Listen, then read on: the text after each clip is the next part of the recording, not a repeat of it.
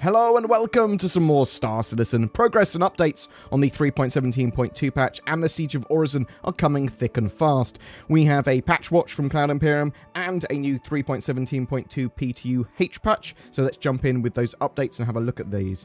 The patch watch 3.17.2 Siege of Orison positive impact from Cloud Imperium said, "We want to share how some of the work going into the upcoming event Siege of Orison is making a positive impact on general quality of life in the verse. The newer dynamic event, Siege of Orison, will pit you against the Ninetales in a brutally epic battle in the otherwise idyllic Orison in Alpha 3.17.2. However, what is often overlooked above the hissing of rocket launches, barking of gunfire that follow every playtest are the myriad of quality of life improvements and bug fixes that will impact your gameplay experience in every part of the persistent universe. To highlight the work of the numerous teams involved and to give you a sense of the many benefits that will be coming to the game with the Siege of Orison, we're showing a list of some of the new features and bug fixes and improvements that have been added during development so far, and even more are going to be coming during the PTU testing phase. New features and fixes not only for the Siege of Orison, active feature bug fixes, various bugs were fixed by the active feature team, such as downed players becoming desynced, AI ragdoll wildly after changing from animated entities after death. When a player performs a stomp takedown on a downed or unconscious player or AI, the body will violently change position, possibly damaging the player. Vaulting can seriously injure the player. Players can see other players' death markers leading to exploits. During the bleed generated from electric weapons, AI will fail to animate while walking. Corpses with their eyes closed don't consistently have eyes closed on the client. When the player attempts to grab an item or weapon off the floor, the animation can be delayed. Medical beds weren't working properly with injuries, and the sort of treatment level of drugs was too high to be useful to the player. Dragging and dropping a magazine into a player's armor caused the inventory to infinitely load and not respond to player action. So they fixed all of that. And they also added a way to randomize the facial features, but not the skin or hair, of NPCs, enabling significantly more variety in the way that NPCs look. Various bugs were fixed by the AI team too. AI staring into the sky while roaming. AI can be seen twitching or rotating erratically. Enemy AI will sometimes continue to fire on the player if the line of sight is broken. AI can briefly shoot through cover when a player moves behind it, with a chance to actually hit them. Enemy AI appear to be shooting at the player's feet when the player is within close proximity. Hostile AI do not engage revived players. AI spawn alert instead of casually patrolling. AI will also now turn flashlights on out of combat based on the time of day. Various bugs were fixed by the art and props team. There were invisible collisions on many sort of assets, so they prevented projectiles from passing through them. There were animation faults. Most corpse poses did not have closed eyes. Corpses can't hold weapons. The audio team, they fixed an issue with sounds, apart from the player's breathing being disproportionately affected by injuries. Content fixed a bug causing LMGs, sniper rifles, railguns, and missile launchers to not spawn properly in loot crates. Physics fixed an issue where water volume buoyancy was world-spaced, causing things to float in the air near water volumes. Lighting, player and AI flashlights now have flares. Various mission bugs were fixed by the mission feature team, players not being able to see markers over other players and AI sharing the same mission. Spawn closets not cleaning up corpses when they reach a defined limit and time. Spawn closet doors remaining open for corpses. NPCs cannot block doors from closing, causing AI to get trapped. Spawn closets don't treat unconscious AI as dead. Spawn closets are not completely server dependent. A mission isn't being notified of spawns. Corpses don't spawn loot. AI does not spawn loot on their person. The vehicle content team fixed an issue with the Greycat PTV loading in exceptionally frail, allowing it to be destroyed by punching.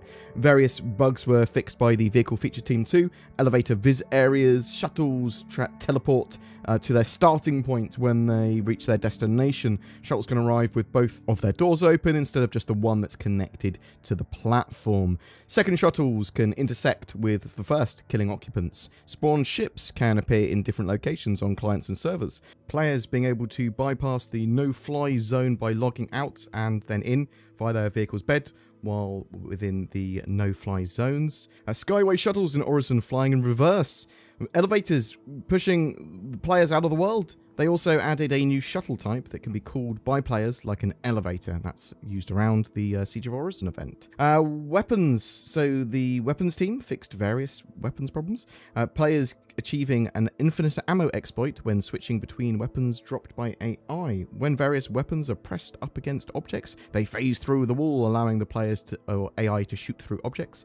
Weaponry dropped by dead AI will continue to fire, greatly affecting client performance. Empty magazines are not automatically discarded by the player. Users cannot scroll the medgun while aiming down sights, making it impossible to modify the dose for other players or NPCs. Emptying and reloading consecutive magazines will break reloading. Oddly, as an added feature there, they describe players will now drop empty magazines, but I suspect that was really covered by empty magazines and not automatically discarded by the player. So that is a lot of bug fixes there, and that's a lot of improvements they've made to Star Citizen. Now, there's still a load of problems with the 3.17.2 build, but those fixes go a long way to improving the general playability and fun in sort of the Siege of Orison event, but also just you playing Star Citizen. There's still pretty dumb AI.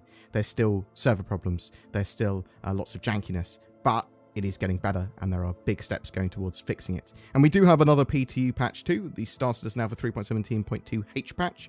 This updated a few things. Price of Freedom mission updates, reducing the reputation requirement to gain the intro hacked Caterpillar mission, added a new version of the mission around Crusader. Once you've completed the first in-person mission, you'll be able to accept other ones from the Moby-Glass while in space near planets.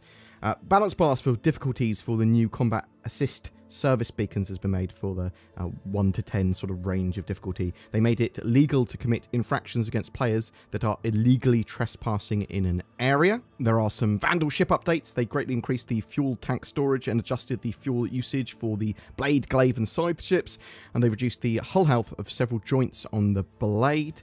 Core tech-wise, they made further actor networking improvements. They added the option to enable or disable the QR code from the menu option. The Area 18 hospital should no longer be missing gravity. Breach and Steal Reclaimer missions should no longer be missing for any player the mission is shared with. Halt illegal surveillance and unauthorized surveillance detected missions should now correctly generate a mission marker and initialize on arrival. Orison shuttle doors should no longer open at a time to shove the player out of the ship. Players should no longer be able to use the Tiger Claw chip to complete the Seize the Data mission objective. They fixed an issue causing the Idris stolen by the Arlington gang to not attack. The stomping animation after takedown should no longer cause players to flip. They fixed an issue causing several locations at Grimhetz to not have atmosphere, and they fixed 2 client crashes, 2 server crashes, and a back-end service crash. There are still 15 or so known issues that Cloud Imperium are trying to fix in that build at the moment, and I do think that some of them are pretty big, and Cloud Imperium need to solve them for a wider PTU. A hotfix was deployed to fix players in bad states after sort of resetting their character. Now, when you log in, you might get a 16008 error, but then when you log in again, you should be able to proceed without further issues. Boom! Lots of fixes there. I'm hoping that we see another Siege of Orison test this weekend, and then maybe a wider PTU next week, and then live the week after. That's my current sort of expectation, but what do you think? Are you excited for the 3.17.2 patch? What about the Siege of Orison? Is it pronounced Orison? Or Orison? Are you looking forward to potentially testing Star Citizen for free as the Foundation Festival starts today? Whatever your thoughts, I'd love to hear from you in the comments below. Greetings, citizen. I am NordVPN Man, bringing the justice of cybersecurity to the world. I protect you from ads, trackers, and malware. I punched a guy so hard once with security features that I knocked him back in time. He was able to use the knowledge of the future to become incredibly rich and wealthy. He bought like 10 subscriptions to nordvpn.com/BoredGamer after that. Really smart guy. Another time, I prevented a hacker from snooping at your IP address by taking off his hands. You can't hack with no hands. Probably. Anyway, you should get NordVPN, otherwise the terrorists win. Every month we have a giveaway. For July 2022, we're giving away a Hull A cargo hauler, as well as a Nomad multi-role freighter. That Nomad also comes with a hovercrod bike. So there's 2 lucky winners this month, and both of those packages contain access to Star Citizen. Comment on any of my videos during this month to be in for a chance of winning that, and check the description down below for more details. please consider becoming a Patreon or channel member with the join button under my videos. This nets you a variety of exclusive extras, badges, influence on the channel and content and special videos, as well as helping us produce daily content. Thank you very much for watching. Please take care, and I'll see you in the verse.